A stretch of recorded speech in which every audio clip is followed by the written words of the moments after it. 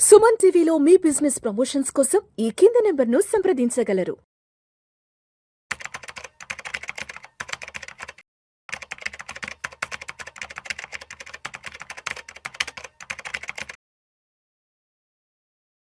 So Madhavi Reddy గారు, మన తెలుగు రాష్ట్రాలకు సంబంధించి ఎన్ని అప్పులు ఉన్నాయి, మన తెలుగు రాష్ట్రాల ప్రజలు అప్పుల ఊబిలో ఎలా కూరుకుపోతున్నారంటూ కూడా ఒక డేటా రావడం జరిగింది. ఒక్కసారి మన ప్రేక్షకుల కోసం చదివి వినిపిస్తాను, ఎందుకంటే ఏదో మీరు నేను క్రియేట్ చేసిన ఇన్ఫర్మేషన్ కాదు ఇది. రైట్. అప్పుల ఊబిలో తెలుగు ప్రజలు తొలి 2 స్థానాల్లో ఏపీ, తెలంగాణ. రుణగ్రహీతలుగా దక్షిణాది రాష్ట్రాల ప్రజలు, ఈశాన్య రాష్ట్రాల పరిస్థితి బెటర్. తెలుగు రాష్ట్రాల ప్రజలు అత్యధికంగా అప్పుల ఊబిలో కూరుకుపోయినట్లు కేంద్ర గణాంకాలు వెల్లడిస్తున్నాయి. 2020-21 లెక్కల ప్రకారం ఆంధ్రప్రదేశ్లో 43.7% మంది, తెలంగాణలో 37.2% మంది ప్రజలు అప్పులపై ఆధారపడినట్లు కేంద్ర గణాంకాల శాఖ వెల్లడించింది. తొలి 2 స్థానాల్లో వరుసగా ఏపీ, తెలంగాణ రాష్ట్రాలు నిలిచాయి. అంటే మొత్తానికి తెలుగు రాష్ట్రాల ప్రజలు ఎచ్చులకు పోయి అప్పులు చేసి ఇవాళ దేశ స్థాయిలో టాప్ లోకి వెళ్ళిపోయారు.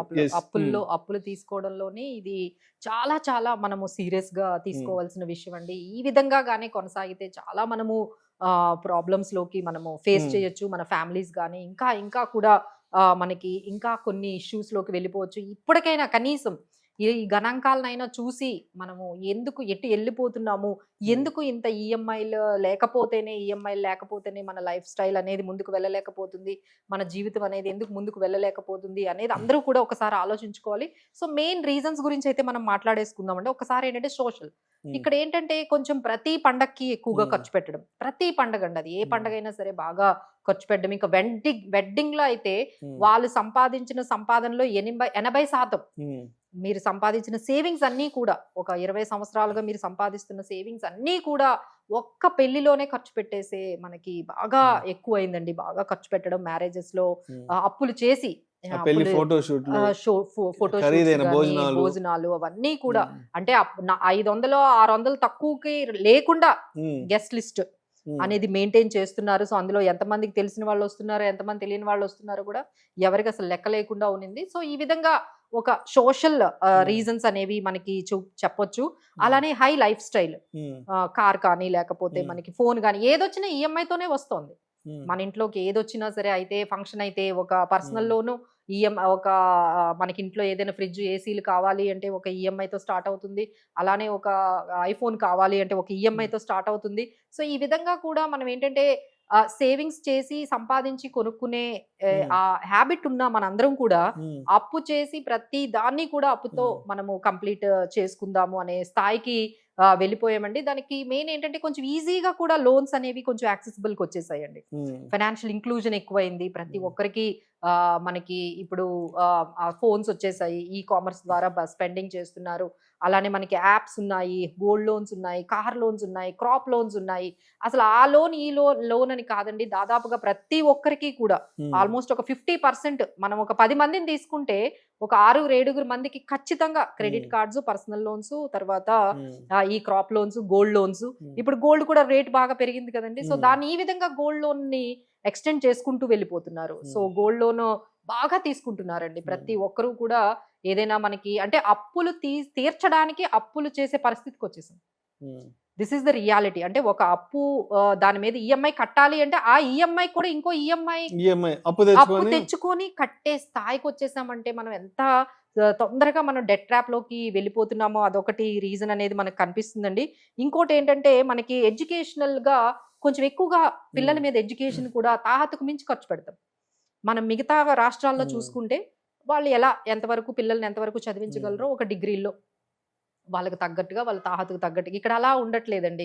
అంతా కూడా అంటే బయట కంట్రీస్ కి ప్రతి 10 మంది, మన 10 ఇల్లులు చూసుకుంటే 3 అబ్రాడ్ లోనే మా అబ్బాయికి ఎంఎస్ చదివించడానికి అక్కడికి పంపించాము, ఇక్కడికి పంపించాము. అన్ని కూడా అప్పులు చేసి ఎడ్యుకేషనల్ లోన్స్ ఒక 50 లక్షలు 60 లక్షలు తీసేసి ప్రతి ఒక్కరిని యుఎస్ పంపించాం, ఆస్ట్రేలియా పంపించాం, యూకే పంపించాం. అంటే అప్పట్లో మీరు గమనించారో లేదో అబ్రాడ్ కి చాలా తక్కువ మంది వెళ్ళేవాళ్ళు. అవును, చాలా తక్కువ మంది. ఇప్పుడు ప్రతి వాళ్ళు అంటే తాహతతో సంబంధం లేకుండా వాళ్ళకి అసలు అమౌంట్ ఉందో లేదో ఆ ఎడ్యుకేషన్ లోన్ తీసేయడం.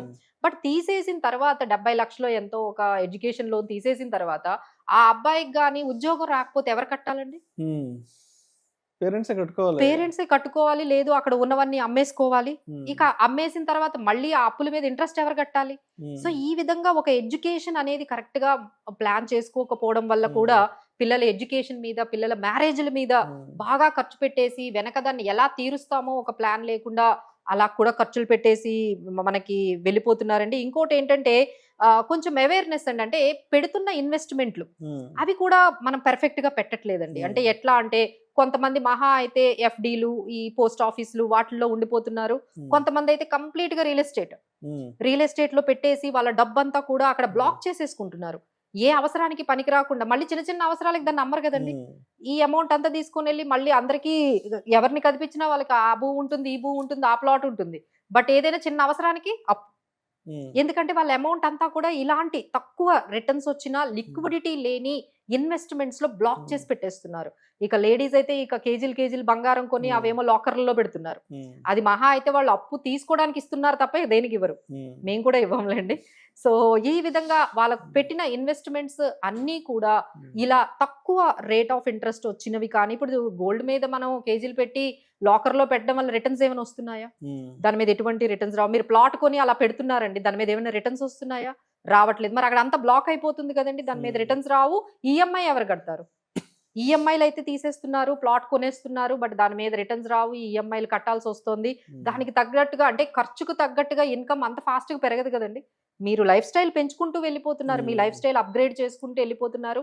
మీరు అప్గ్రేడ్ చేసినంత ఫాస్ట్ గా మన ఇన్కమ్ లెవెల్స్ అయితే అంత పెరగట్లేదండి. సో ఈ విధంగా మనకి అప్పులు అంటూ అన్ని చేసుకుంటూ వెళ్ళిపోతున్నారు. చివరికి ఏంటంటే ఒక నెల గడవాలి అంటే ఒక క్రెడిట్ కార్డ్ లేకుండా ఎవరికి గడవడం లేదండి. క్రెడిట్ కార్డ్ ని వాడకుండా అసలు గడిచిన వాళ్ళు ఎంతమంది ఉంటారండి? క్రెడిట్ కార్డ్ లేకుండా ఈ మంత్ ని గడవడం, ఒక అప్పు లేకుండా ఈ మంత్ గడిపే స్థాయిలో అసలు ఎవరు లేకుండా ఈ విధంగా ఖర్చు పెట్టుకుని వెళ్ళిపోతున్నారు. So these are all the main reasons. మన వైపు ఎక్కువగా ఈ ఆంధ్ర, తెలుగు రాష్ట్రాల్లో, తెలంగాణలో ఈ విధంగా అప్పులు పెరిగిపోవడానికి కారణం ఇంక ఇవన్నీ చేయడం వల్ల వాళ్ళకి ఒక హెల్త్ ఇన్సూరెన్స్ ఉండదండి. మరి ఎక్కడ కడతారు ప్రీమియం? హెల్త్ ఉండదు, ఒక టర్మ్ ఉండదు, ఒక లైఫ్ ఇన్సూరెన్స్, ఫ్యామిలీకి ఉపయోగపడేది ఏది ఉండదు. ఇప్పుడు ఏదైనా వాళ్ళ ఫ్యామిలీలో ఎవరికైనా ఒంట్లో బాగాలేకపోతే దానికి అప్పు కదండి. ఎందుకంటే హెల్త్ ఇన్సూరెన్స్ లేదు కదా. ఒక 5-6 లక్షలు హాస్పిటల్లో జాయిన్ చేయాలి. 5-6 లక్షలు ఎక్కడ మళ్ళీ అప్పు తీర్చడానికి మళ్ళీ ఈఎంఐలు. ఈ విధంగా అంటే సార్ లైఫ్ లో అన్సర్టనిటీస్ ప్రతి ఒక్కరికి వస్తాయండి. ఎప్పుడు ఒకే విధంగా దానికి తగ్గట్టుగా మనము అమౌంట్ అనేది ఒక దగ్గర లిక్విడిటీ మెయింటైన్ చేసుకోవడము, ఖచ్చితంగా ఫైనాన్షియల్ ప్లానింగ్ చేసుకోవడము, ఒక హెల్త్ ఇన్సూరెన్స్ ప్రాపర్ గా అంటే 2 లక్షలు 3 లక్షలు తీసుకుంటే ఏం సరిపోద్దండి.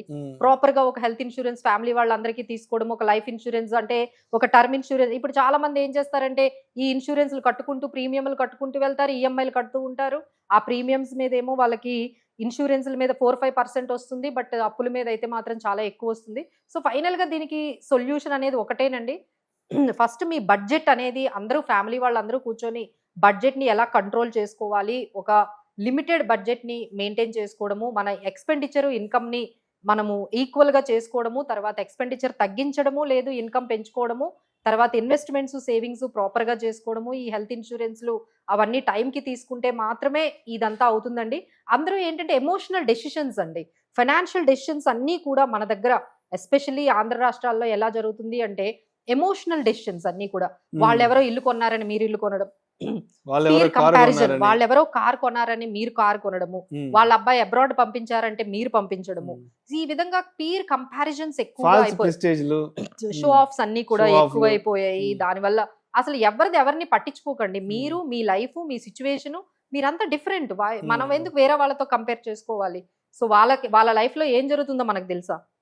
సో వాళ్ళని ఎవరిని మనం కాపీ చేయకుండా మనకి ఏది సెట్ అవుతుంది, మనకి ఏది బాగుంటుంది అనే ఫైనాన్షియల్ డెసిషన్స్ ఎమోషనల్ గా కాకుండా మనం ప్రాక్టికల్ గా తీసుకోవాలి అంటే ఒక ఫైనాన్షియల్ కన్సల్టెంట్ ని ఒక్కసారి అట్లీస్ట్ ఇప్పటికైనా అండి.